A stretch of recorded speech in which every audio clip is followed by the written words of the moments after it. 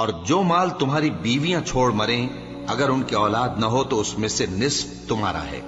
پھر اگر ان کی اولاد ہو تو ترکے میں تمہارا حصہ چوتھائی ہے، لیکن یہ تقسیم وصیت کی تعمیل کے بعد جو انہوں نے کی ہو یا قرض کے ادا ہونے کے بعد جو ان کے ذمے ہو کی جائے گی۔ اور جو مال تم مرد چھوڑ مرو اگر تمہاری اولاد نہ ہو تو تمہاری بیویوں کا اس میں چوتھا حصہ ہے، پھر اگر تمہاری اولاد ہو تو ان کا 8واں حصہ ہے۔